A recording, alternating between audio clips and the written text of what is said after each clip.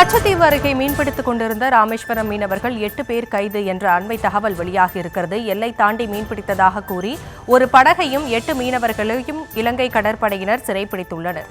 இதுகுறித்த விவரங்களோடு இணைகிறார் நம்முடைய செய்தியாளர் பூபேஷ் சந்திரன். பூபேஷ், விவரங்களை வழங்கலாம்.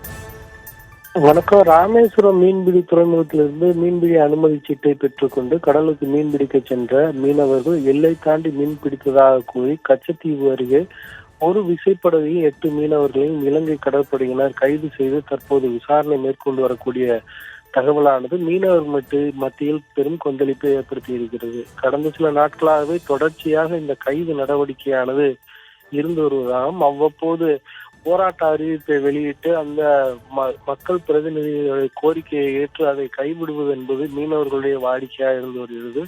தற்போது அந்த தேர்தலுக்கான பணிகளை அனைத்து கட்சிகளும் மும்முரம் காட்டி வரக்கூடிய சூழல்ல இந்த மீனவ மக்களுடைய வாக்கு என்பது பிரதானமாக இருக்கிறது. அப்படி இருக்கக்கூடிய சூழல்ல இவர்களுடைய நீண்ட நாள் கோரிக்கையான தங்களுக்கு வாழ்வாதாரம் கருதி மீன்பிடிக்க செல்லக்கூடிய மீனவர்களுக்கு கைது நடவடிக்கை தொடர்வதாகவும் இதற்கு நிரந்தர தீர்வு காண வேண்டும் என்று வலியுறுத்தக்கூடிய நிலையில தற்போது 8 மீனவர்களையும் ஒரு விசைப்படையும் கைது செய்திருப்பது என்பது அந்த மீனவ மக்களிடையே பெரும் கொந்தளிப்பை ஏற்படுத்தி இருக்கிறது.